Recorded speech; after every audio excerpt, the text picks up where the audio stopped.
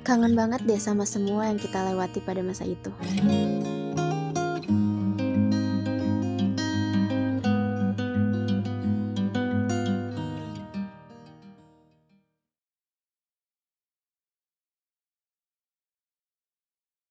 Shalom, selamat datang kembali di podcast kami, Ngobrol ala Papua. Mari, tong cerita. Kakak, terima kasih sudah datang di studio kami. Di sini saya ucapkan banyak terima kasih juga kepada pihak Kasuari Oke yang sudah menyediakan tempat. Dan di sini tidak menutup kemungkinan untuk teman-teman di luar sana yang mau podcast atau karaoke, bisa langsung datang saja ke Kasuari Oke bertempat di Jalan Raya Mandala. Di sini saya kedatangan tamu yang sangat begitu spesial dan luar biasa dalam bidang bermusik. Sebelum masuk lebih jauh, saya mengajak teman-teman sekalian untuk mensubscribe channel kami, Media Informasi dan Teknologi, karena kami perlu dukungan teman-teman sekalian. Oke, untuk kali ini tema kami pada hari ini itu musik inkulturasi liturgi gereja Katolik. Sebelum masuk lebih jauh, saya ingin bertanya kepada kakak sedikit. Kakak apa kabar untuk hari ini nih? Halo. Kabar baik, Kak? Puji Tuhan baik. Baik, syukur. Kakak, di sini kan teman-teman di luar sana banyak yang belum mengenal kakak sama sekali nih, Kak. Mungkin ada separuh yang sudah kenal, ada yang belum.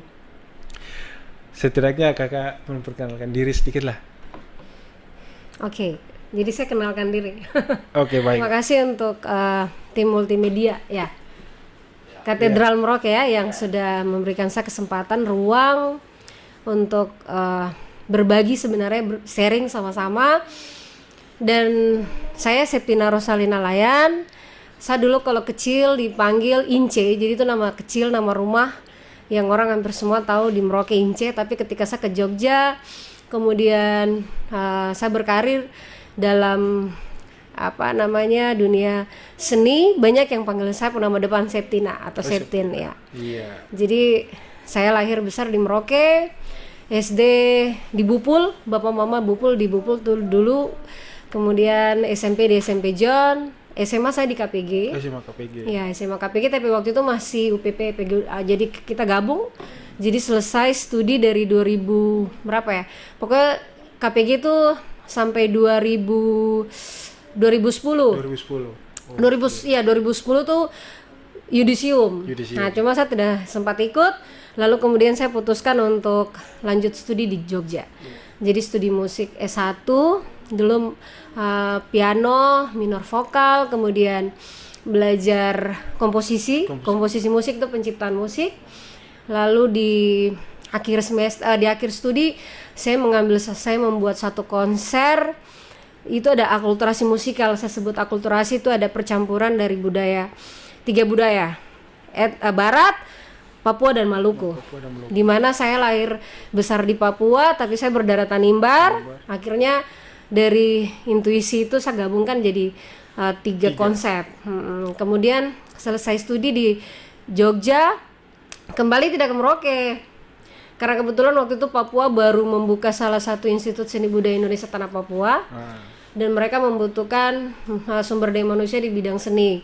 Kebetulan tuh susah karena untuk cari akademisi musik toh. Kebetulan kakak salah satu, sehingga ya sudah memutuskan untuk bekerja di ISBI Tanah Papua sejak 2014. Sejak 2014. Kemudian sampai itu prosesnya panjang tuh, 2014, 15, 16 tuh memang proses sebagai dosen, kemudian habis itu sebagai seniman juga. Itu luar biasa. Berkarya ya, kita mungkin ya Tuhan kasih kepercayaan, jadi kita belajar banyak dari langsung ke lapangan. Jadi sempat ke luar negeri ya, mulai dari 2016 dulu ke Port Moresby, ke Papua Nugini, kemudian 2017 ke Belgia, kemudian 2018 itu kemana ya, saya lupa. Pokoknya itu proses panjang. 2019 ketemu Mas Garin Nugroho, salah satu sutradara Indonesia yang sangat fenomenal karena dari generasi dia dulu bikin film di Merauke itu kan, Aku Ingin Menciummu Sekali Saja, itu kelas 6 SD. Dan saya tidak pernah bayangkan untuk Sampai ketemu bisa nanti. kolaborasi bahkan kerjasama sampai sekarang. Terakhir kami kerjasama di film Sepeda Presiden. Waktu itu 2021 launching di Jakarta, 23 Desember tuh di seluruh Indonesia di bioskop. Nah, kemudian dari proses berkarya juga ketemu banyak teman-teman seniman dan pemikir-pemikir yang luar biasa kayak gitu ya. Di Jogja banyak belajar, ketemu Romo Prir juga. Jadi memang ranahnya luas ya. Tidak hanya fokus dalam lingkungan gereja tapi sudah menyebar keluar kayak gitu. Mantap ya. Berarti kakak Bukhari ini sudah kalau bilang go internasional ini. Ya, go internasional kalau diberi ruang ya, kesempatan. Tapi tidak apa-apa. Itu sangat luar biasa. Saya apresiasi itu sangat bagus itu. Terima kasih. Jadi kita berlanjut ke pertanyaan berikut kakak. Ini saya mau tanya sedikit mengenai inkulturasi. Apa sih sebenarnya itu inkulturasi sendiri menurut pandangan kakak? Jadi sebenarnya jadi proses belajar ini memang membuat saya banyak belajar karena ketika intuisi itu lahir, kemudian saya berusaha untuk mencari referensi. Jadi inkulturasi ini sebenarnya paling banyak ditulis kalau di kalangan musik di Indonesia itu oleh Romo Prir ya. Romo Prir dan teman seperjuangannya dia Bapak Paul Widiawan sudah meninggal, almarhum dia. Nah, Romo Prir ini dia dulu mengajar di ISI juga, itu di kami punya kampus dulu. Tapi itu sudah sejak ISI masih disebut dengan AMI, Akademi Musik Indonesia. AMI, ya. Nah, kemudian terus akhirnya saya mencari literatur tentang inkulturasi karena memang waktu pas mau terakhir di studi ISI Jogja kan ingin bikin karya yang tadi tuh. Judulnya Ihin Sakil Somalai. Ihin tuh ratapan bahasa Marin, Sakil bahasa Marin, Somalai itu bahasa Tanimbar. Yang artinya juga sama dengan Sakil, cendrawasih. Ya, jadi akhirnya terus saya ingin mencari idiom-idiom musik yang terdapat di wilayah Papua, terlebih khusus di Marin. Lalu kemudian saya mendengarkan begitu banyak audio, kemudian lalu saya terinspirasi dengan kata inkulturasi. Sebenarnya inkulturasi ini kan lahir dari sebuah kegelisahan ya. Ketika gereja dulu dalam tanda kutip itu semua gereja Katolik itu kata dalam tanda kutip di Eropanisasi. Jadi bahwa budaya Eropa tuh paling tinggi sehingga semua budaya yang ada di suku bangsa yang lain itu dianggap rendah. Nah, inkulturasi sendiri itu kan sebenarnya sudah ada sejak zaman ketika gereja perdana. Kenapa kita merayakan Pentakosta? Di situ kan berbagai bahasa. Kalau kan dalam konteks berbagai bahasa kan berarti banyak bahasa, bukan hanya bahasa Latin. Iya. Sedangkan gereja yang universal kan lahir dari tradisi Roma itu sendiri berbahasa Latin kan. Iya kan? Iya. Lalu kemudian gereja itu disebut dengan gereja universal. Semua orang di seluruh dunia harus belajar bahasa Latin. Karena itu adalah gereja Katolik, iya kan? Jadi kita semua harus belajar bahasa Latin, Pater Noster, ya kan kita harus belajar semua gitu. Lalu kemudian gereja menyadari bahwa budaya setempat itu juga menjadi bagian dari bagaimana gereja Katolik itu tidak hanya budaya Roma yang jadi tinggi, itu gereja menyadari itu. Lalu kemudian akhirnya lahir Konsili Vatikan kedua. Di Konsili Vatikan kedua itu gereja membuka ruang besar-besar untuk budaya itu hidup, begitu. Jadi kenapa sih kita harus ada inkulturasi dalam gereja gitu kan? Supaya ada komunikasi nih antara budaya yang sudah tradisi Roma, ya toh, hal-hal yang akhirnya menjadi tradisi gereja Katolik, tetapi berkombinasi juga komunikasi dengan tradisi yang ada di budaya setempat, kayak gitu, supaya orang yang tinggal di situ, gereja yang ada di situ tuh merasa memiliki gereja Katolik juga. Bukan saya datang dalam gereja terus saya rasa asing. Ini saya pakai bahasa apa ya? Nah itu. Jadi saya tidak rasa asing dalam saya punya gereja gitu loh. Itu intinya sih simpelnya kayak gitu. Kayak gitu. Berarti Kak, kalau misalnya musik inkulturasi sendiri itu kalau masuk dalam budaya Marin sendiri bisa berarti? Tidak jadi masalah? Ya. Jadi kalau dalam konteks gereja Katolik di Merauke, kita kan harus berpikir di Merauke ini budayanya apa? Budaya Marin ya? Iya, Marin. Oke, berarti kalau kita bicara inkulturasi itu kan bukan hanya musik sebenarnya. Jadi inkulturasi dalam gereja Katolik itu ada berbagai hal seperti gerak-gerak seperti tarian, iya. kemudian yang sekarang dipraktekkan seperti busana, kemudian ada bahasa, dan salah satunya adalah musik. Musik ini. Iya, jadi ketika kita ingin memberikan ruang kepada inkulturasi di gereja di Merauke, maka kita harus memberikan ruang kepada budaya Marin itu sendiri untuk hidup kayak gitu. Jadi Kak, ini ada satu pertanyaan lagi Kak. Bentuk-bentuk inkulturasi seperti apa yang mudah untuk dipahami untuk dalam umat lah, yang mudah dipahami? Ya, jadi sebenarnya kan inkulturasi itu justru ingin mendekatkan umat dengan Tuhan, kan begitu. Iya. Sehingga ketika kita pakai bahasa Latin saya tidak paham toh, kan terlalu asing. Nah, sehingga inkulturasi lahir dia ingin menggunakan bahasa setempat misalnya. Jadi salah satunya tuh bahasa. Ketika kita menyanyi pakai lagu yang tidak berbahasa Latin lagi. Yang sekarang orang pakai bahasa Indonesia semua, ya kan, itu juga salah satu toh. Tapi Kak, kalau misalnya orang pakai bahasa Marin sendiri, apakah yang lain bisa? Nah, di situ letak letak kesulitan sebenarnya, bukan susah, letak kesulitan. Makanya semua orang terus bekerja sama-sama kayak gitu. Jadi misalnya ya, ini orang dia sebagai ahli dalam bahasa Marin, bagaimana dia bisa mengumpulkan tata bahasa lalu dibuat dalam kamus. Di sekolah-sekolah orang belajar, di sekolah-sekolah yayasan Katolik orang belajar tentang bahasa Marin. Itu kan bukan tidak mungkin. Tapi akan terjadi apa sesuatu yang berkembang ke arah inkulturasi yang baik kayak gitu. Apakah kalau macam seperti itu ada contoh tidak Kak, kalau misalnya seperti yang Kakak ada bilang seperti tadi? Contoh apa? Contoh apa? Dia melakukan macam tadi bahasa yang tadi Kakak ada bilang itu. Ya. Tapi sudah ada contoh Kak belum Kakak? Misalnya dalam bahasa Latin orang apa kasih contoh dalam bahasa Indonesia sudah ada tidak dalam musik inkulturasi? Ya sebenarnya kalau macam dalam bahasa Paternoster dalam bahasa Latin lalu kemudian diterjemahkan ke dalam Bapa Kami. Jadi sebenarnya dalam liturgi itu ada dua yang penting yang tidak bisa diganti oleh apapun, ya. Jadi makanya kenapa inkulturasi itu memang selalu dikaitkan dengan liturgi ya, karena ingin untuk melahirkan kedekatan antara manusia, orang-orang setempat dengan Tuhan agar tidak terasing, tidak rasa asing. Lalu kemudian hal yang tidak bisa dirubah itu ada dua dalam nyanyian ya, dalam musik ya. Itu yang disebut dengan proporium dan ordinarium. Nah, ordinarium itu yang disebut syair yang tidak bisa diganti karena itu adalah syair doa. Seperti Tuhan kasihanilah, itu tidak akan pernah bisa diganti dengan apapun. Kemuliaan, dia tetap begitu. Iya, Agnus Dei, anak domba Allah, kudus, credo, aku percaya, itu tidak bisa tergantikan oleh apapun. Tapi yang tergolong dalam proporium itu seperti lagu pembukaan, liriknya bisa diganti. Terus lagu persembahan, liriknya bisa diganti. Jadi bukan itu doa ya, itu bukan doa. Tapi maksudnya bukan doa itu bukan sesuatu yang sudah secara tertata bahwa itu tidak boleh digantikan dengan lirik-liriknya, tidak boleh digantikan dengan yang lain kayak gitu. Seperti Tuhan kasihanilah kami, Tuhan kasihanilah kami, Kristus itu kan ordinarium. Tapi kalau proporium itu sesuatu yang pasti, sesuatu yang bisa dirubah liriknya, bisa disesuaikan dengan kondisi seperti lagu pembukaan kayak gitu.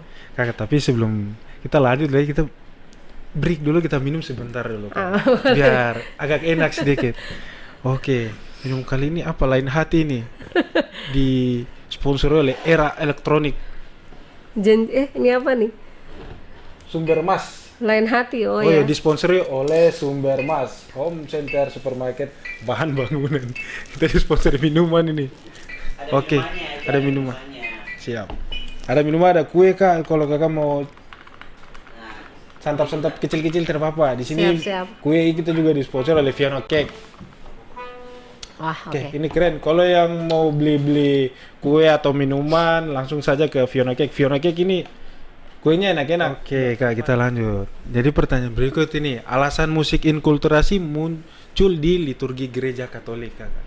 Alasannya apa sampai bisa muncul di gereja Katolik sendiri? Ya, jadi istilah inkulturasi itu sebenarnya dia mirip dengan istilah kontekstual dalam gereja Protestan dan lain-lain itu. Kenapa harus hadir? Karena tadi ingin membuka ruang di mana budaya setempat itu juga menjadi bagian dalam perayaan.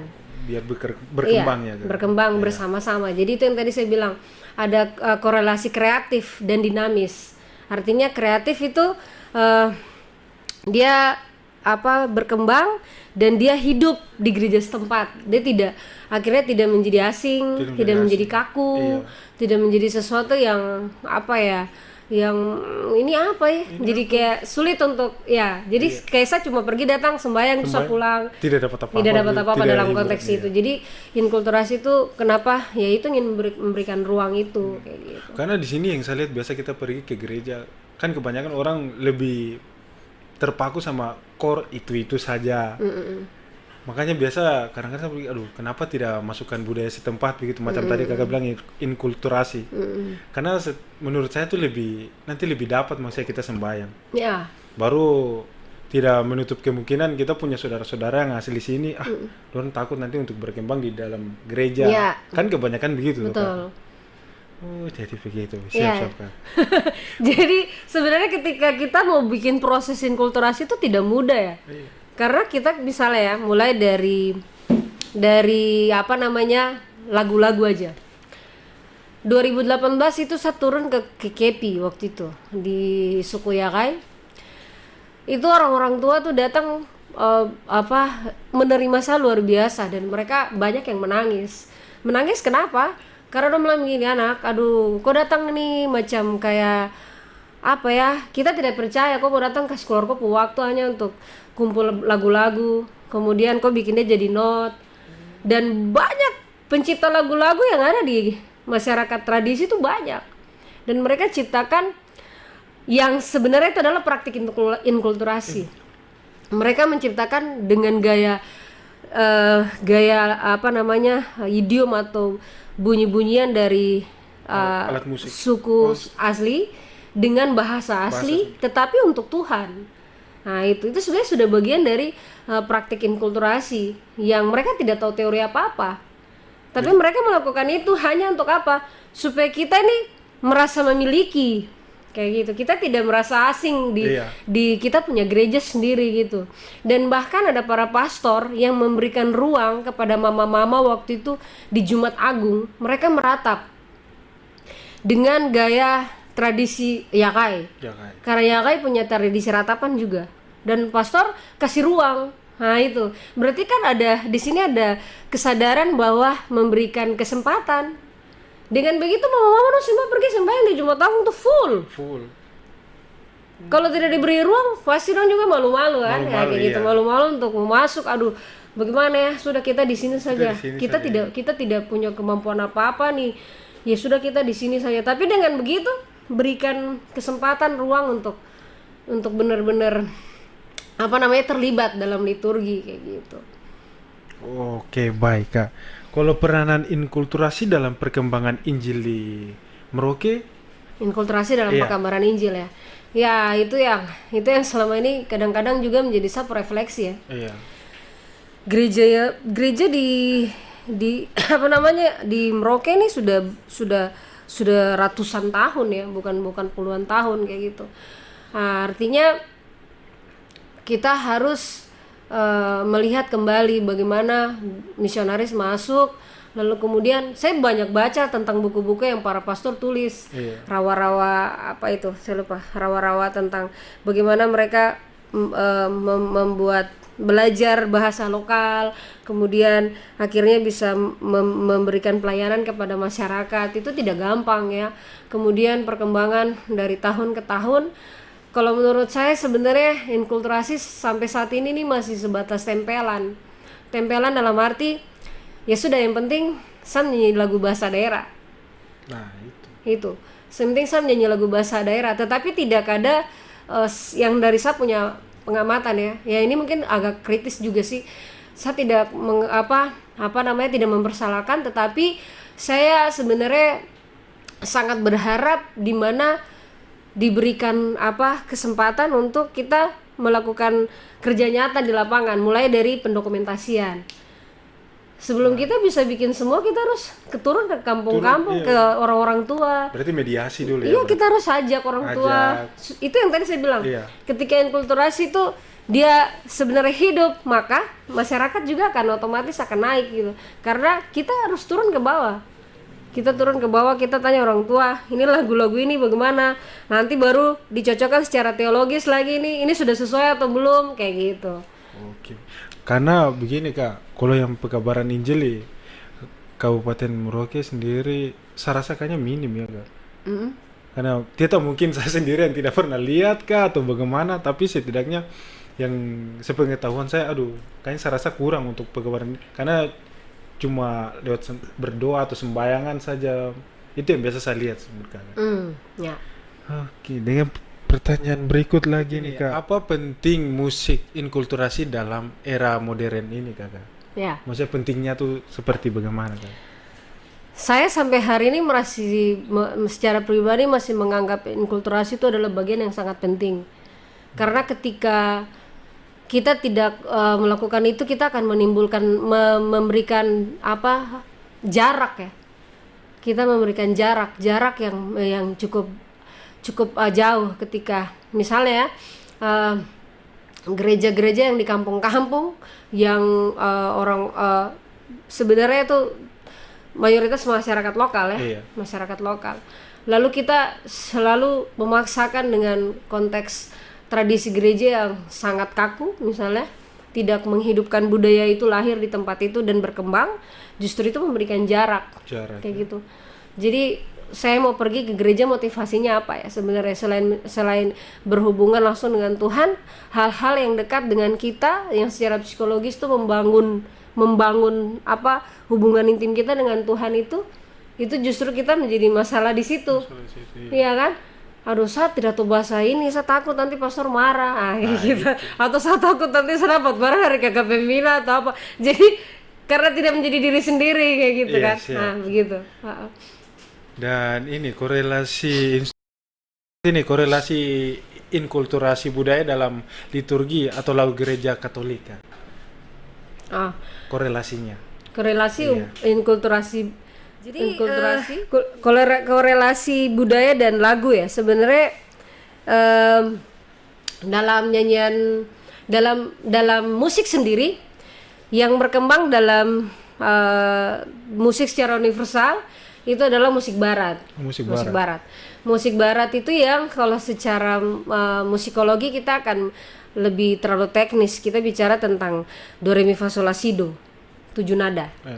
Tetapi ketika kita bicara nyanyian dalam suatu budaya, tidak jarang hampir semua tuh cuma 5 nada.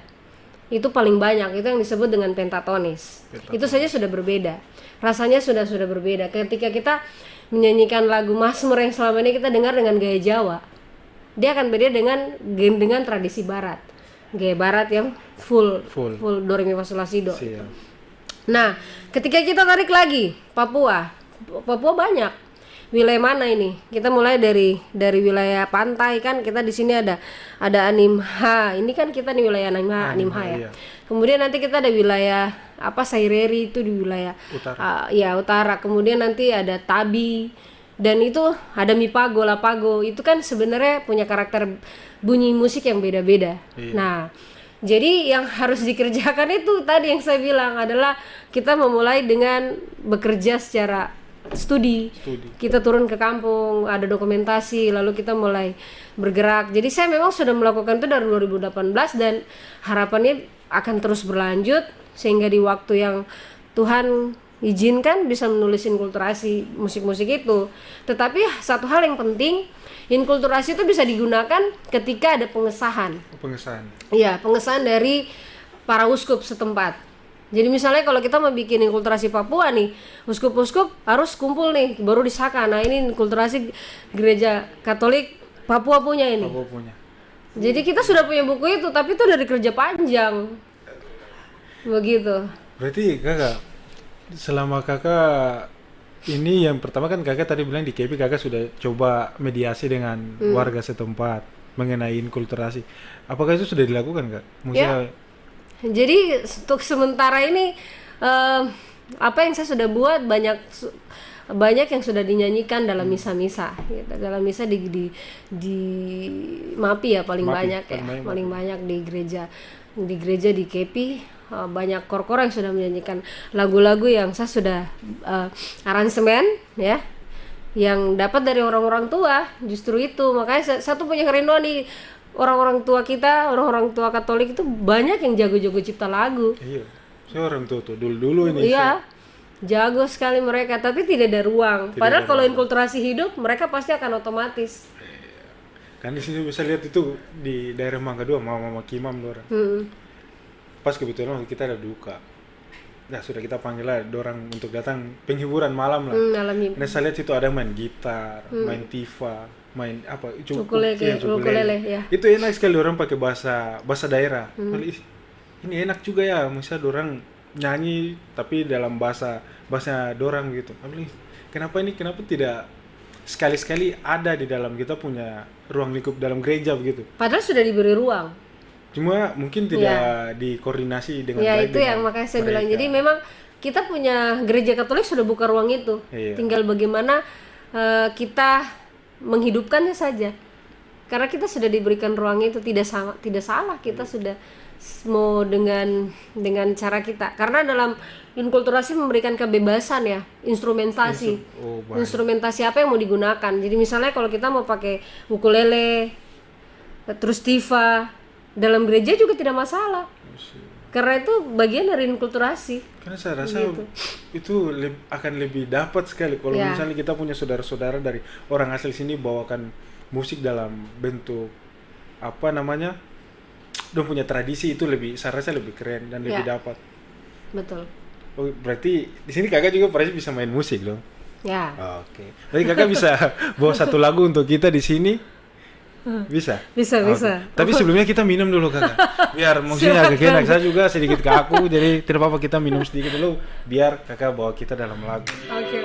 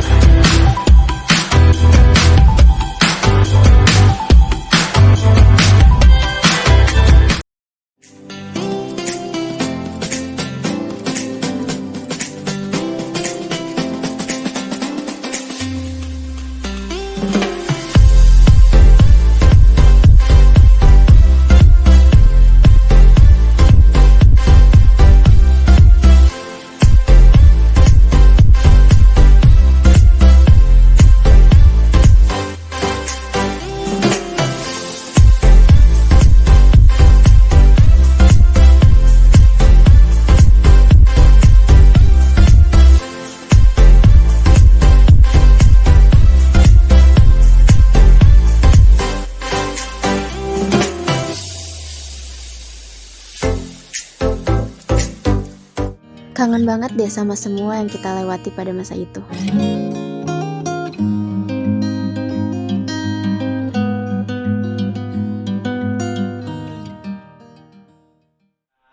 Oke kakak, mungkin kakak bisa bawa kita dalam lagu untuk hari ini? Oh boleh. Oke, boleh. Ini lagu yang kakak mau bawakan nih tentang apa nih kakak? Jadi ini salah satu lagu dari sekian lagu yang orang tua kasih waktu di kampung. Oh, di kampung siap. Jadi ini sebenarnya lagu ini lebih ke folklore ya, lagu rohani. Bergaya apa? MAPI. Bergaya MAPI kayak gitu. Okay.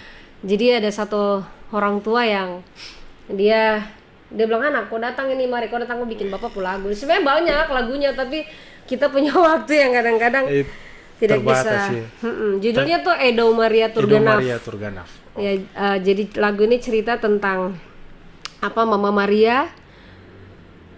Jadi orang ya kayak bilang Mama tuh Edau tuh. Bapak tuh Edai. Jadi Edai itu bapak, Edau itu mama. Jadi lagu ini penghormatan kepada Bunda Maria.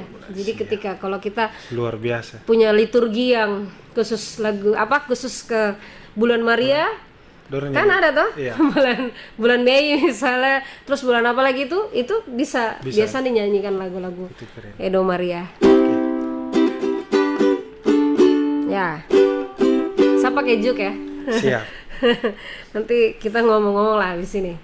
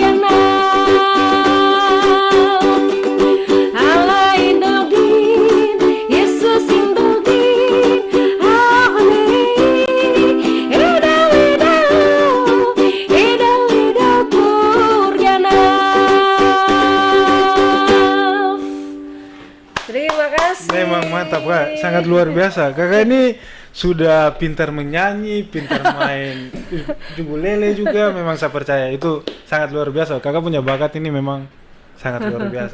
Kakak saya mau tanya, kalau lagu Marin ada tidak Kakak, misalnya yang Kakak tahu sedikit lah? Lagu Marin ada ya, tapi banyak yang kalau lagu inkulturatif saya belum terlalu banyak tahu. Ya. Sebenarnya ada yang familiar, tapi saya tidak mau salah dalam pengucapan atau apa, sehingga kadang-kadang kalau saya buat sesuatu tuh saya sudah harus benar dari sumber utama. Betul. Jadi saya kalau misalnya mengaransemen sesuatu atau membuat sebuah karya yang berbasis budaya Papua, saya biasanya langsung ke sumber utama. Biar jangan jadi salah. tidak pakai katanya. Iya, katanya ini kan tapi itu bahaya itu. Iya, tidak. Kalau katanya, waduh, saya malah tidak. Saya tidak bisa. Nanti saya tidak bisa bertanggungjawabkan. Nah, tapi kalau ketika saya langsung ambil dari sumber, saya langsung bertemu dengan orang tua, dapat restu, wah sudah, sudah langsung bisa langsung bawa dalam bentuk musik ya. Betul. Seperti itu. Oke Kak, sebelum menutup podcast ini, mungkin Kakak ada moto sedikit untuk muda-mudi di Kota Merauke. Oke. Terima kasih. Jadi berkaitan dengan tema kita hari ini, musik inkulturasi, liturgi di Gereja Katolik, itu sebenarnya pekerjaan yang tidak mudah. Gitu. Ketika kita membawa diri, memberikan diri kepada gereja, itu kita tidak dapat apa-apa dalam konteks secara finansial misalnya. Tetapi kita akan mendapatkan sesuatu berkat-berkat lain. Yang tadi kakak cerita di depan, kakak ini dari kecil Miss Dinar ya? Miss Dinar Katedral Merauke nih. Dan sampai setia melayani misa pagi sama Bapak Uskup, Senior Devin Forde. Dan itu sampai Uskup kira sama jadi suster waktu itu. Ya, terus akhirnya berjalan di mana saya pergi, saya selalu melayani di gereja. Dan saya tidak tahu dari kesempatan melayani di gereja dengan susah payah, dengan semua yang saya lakukan, itu Tuhan kasih berkat di tempat lain. Saya bisa ke mana-mana, saya bisa ke negara lain, saya bisa pergi ke luar negeri, itu bukan biaya pribadi, orang yang biayai dan orang mau untuk membayar kita gitu. Akhirnya dari refleksi itu ternyata benar bahwa apa yang Tuhan sudah beritahukan kepada kita. Kakak punya slogan tuh di Matius pasal 6 ayat 33 sampai 34. Carilah dahulu kerajaan surga, maka semuanya akan ditambahkan kepadamu. Kayak gitu. Jadi mari kita melayani dengan apa yang kita punya. Saya melayani karena Tuhan kasih talenta musik, seperti teman-teman melayani karena punya pengetahuan lebih, Tuhan kasih kemampuan dalam teknologi. Melayani terus, dan kita semua yang diberikan kesempatan, misalnya saya mau belajar untuk jadi pembawa acara, misalnya saya belajar untuk apapun itulah. Kadang kita mau melayani Tuhan, kita pikir kita dapat apa? Nah, itu. Jangan pikir itu, karena cari dulu kerajaan Allah, maka semuanya akan ditambahkan kepadamu. Ditambahkan kepadamu itu dengan berkat yang kita tidak pernah tahu. Apapun itu, kayak gitu. Jadi untuk teman-teman di luar sana, jangan berkecil hati. Kalau punya bakat itu kembangkan, jangan diam-diam. Ya. Oke kan, ini slogan kami. Nanti sering kita ucap juga. Ngobrol ala Papua, mari tong cerita. Oke Kak, kita sama-sama ya Kak. Dari 1, 2, 3 langsung kita sama. 1, 2, 3. Ngobrol ala Papua, mari tong cerita.